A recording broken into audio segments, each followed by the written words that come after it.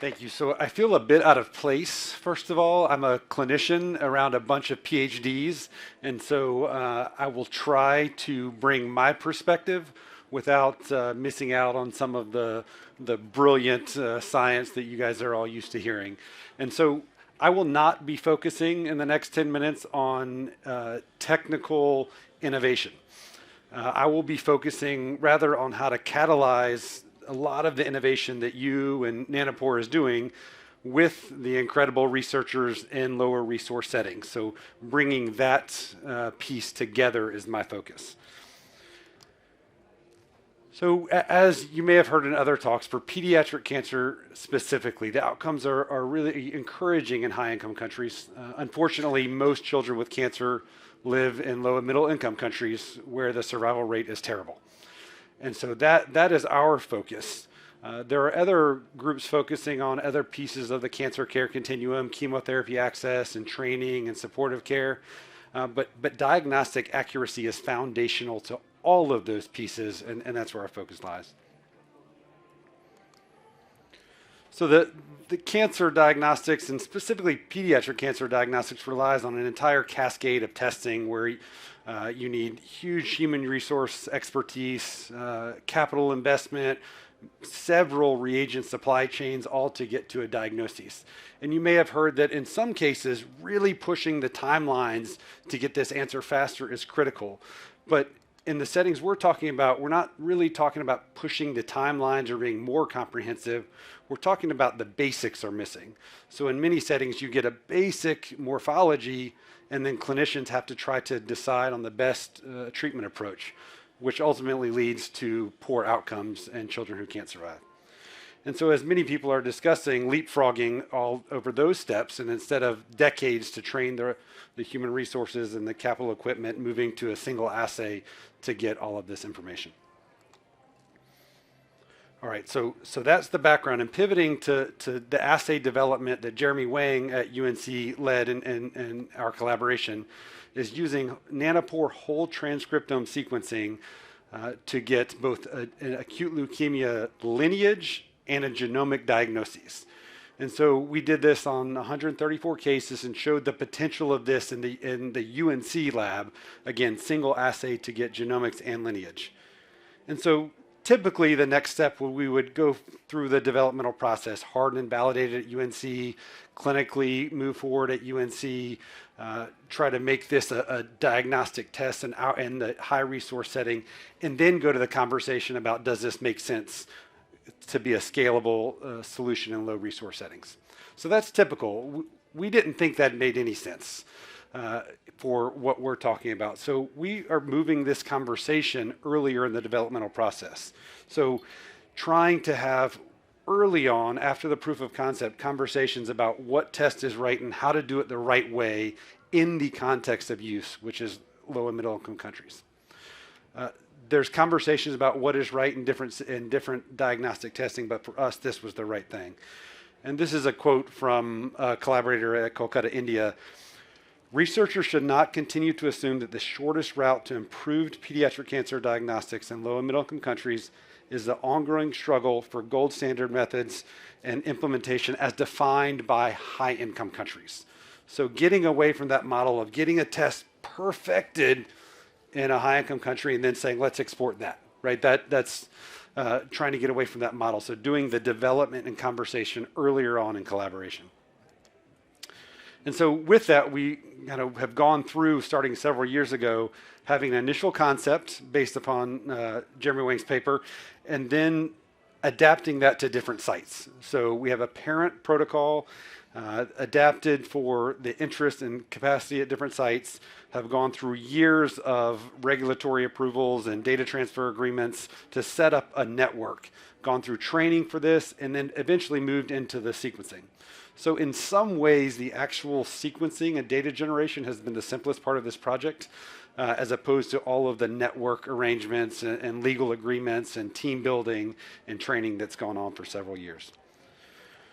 So we have a few key principles. One is that we want to use established supply chains. We wanted to get away from the idea of separate primer sets and kind of bespoke methods, but using the standard approaches and standard supply chains, because anything different than that is just frankly not going to work in pediatric cancer, specifically because it's such a rare disease. That's not going to be a scalable solution. So relying on established approaches, use of existing local staff.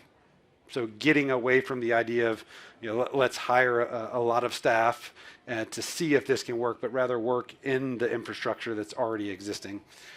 And then getting away from a model of shipping samples from a low-income country to a high-income country to be sequenced there. We think that there was a time for that, but in general, that's not a model that we wanted to follow. And so we have been able to prove, and when I say we, I mean everybody on this project except me, has been able to prove that this is something that can be done. And so in Malawi and Pakistan and India and Brazil and Uganda, all these teams are now doing leukemia whole transcriptome sequencing. And I've put the pictures of some of the leads on this team. For some of this technical work, Dr. Islam has a poster number 14 from the work in Kolkata, India, and you'll hear from Dr. Ajaz shortly on more of her technical work. And so this is ongoing. So I just wanted to mention a few of the training tools and then show a couple of slides of data. So we did this through almost exclusively remote training. So video libraries that Nanopore has developed, a few individual video protocol-specific videos that we developed in our lab. Mostly this happened through monthly group meetings where we did some basic trainings, we did protocol-specific trainings, and then a lot of peer mentorship where sites that were learning and struggling would teach newer sites, and then we would go through runs and talk through it together. And then a lot of back and forth, text, WhatsApp, everything, just as the runs are going on.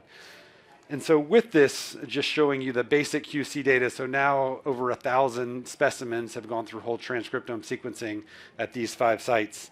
The initial runs we've learned have often been just getting used to Nanopore sequencing, but after that, the quality has been very encouraging, and the read depth is simply a result of how many we're multiplexing. For this assay, we really need very shallow depth, and so again, that's why the read depth is different between different sites. So I want to show 2 slides of results, and again, I'm leaving most of the results to collaborators to present in different settings, but this was the first site to get moving in Malawi, and so this is a low-income country, Central Africa. This is at regional hospital in Lilongwe. So they didn't have any Nanopore RNA experience, and for the 52 cases they ran, we assessed the lineage assignment. And so just to orient you to this chart, each circle or X represents a case. The circles are the ones that were classified correctly. The X's are the ones that were classified incorrectly. And so all but 2 of these cases were classified correctly, and the 2 low cases you'll see in the T lymphoblastic column, 2 of those were classified as AML with low confidence.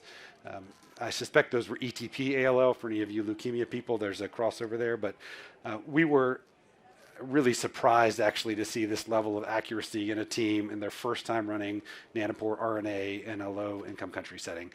We're no longer surprised that we're seeing this repeated. And then just to briefly mention the data from Dr. Islam's group at TMC Kolkata. And so this is the lineage accuracy. And as you're seeing, as before, a very good accuracy results. I'll call your attention to the column on your right, the mixed phenotype column. So that's a rare subtype of leukemia that we expect to be tricky. It has overlap between myeloid and lymphoid leukemia. So there's still, of course, many things to work out and understand. There are cases, a couple of cases that seem to be incorrectly classified. For the most part, when we see that, we've gone back and found a mistake on our clerical mistake on our end or a mislabeling. And so for lineage classification, again, at shallow depth, this is providing really encouraging results. for some people, you wonder if this matters. In low-income country settings, this can be very important because many of these settings don't have flow cytometry or appropriate IHC. But more than that, we're continuing to develop the genomic subtyping of this. And again, I'll leave that to collaborators to really dive into. But I want to just share what I think we learned. And again, this is not, this is focused on really catalyzing the relationship between researchers in low and middle income countries and democratizing this technology as Nanopore is continuing to allow and push. Regulatory data agreements, those are hard and painful, but we have a network now, and not only can this assay move forward, but a future assay can build on this network and save us years of network development. Supply chains can be tricky, and so having Nanopore centrally and the third parties continue to work with us is quite important. The training can happen for the most part fully remotely, or not for the most part, can happen fully remotely, and we've demonstrated that. The quality of the sequencing runs really improves after a couple of runs, and then this data that can be transferred to be run easily on the cloud. So again, really trying to have most of the work, or all of the hardware work done locally, and then collaborating on the analysis. And so we have next steps for this. Certainly we will retrain the gene expression based classifier. The initial model we have is based only on work at UNC. Of course, that's probably not the right model because now we have input from other places. We're optimizing RNA fusion detection from the whole transcriptome sequencing. At shallow depth, it's limited. At a little bit higher depth, that we're capturing more and more of those. And then finally, maybe the most exciting is the fact that this network can then rapidly pivot to other technologies, other algorithms, including adaptive whole genome sequencing. And that's ongoing now as well, because I think in some ways the tough work is organizing the team. So thank you for listening to this. I appreciate your time.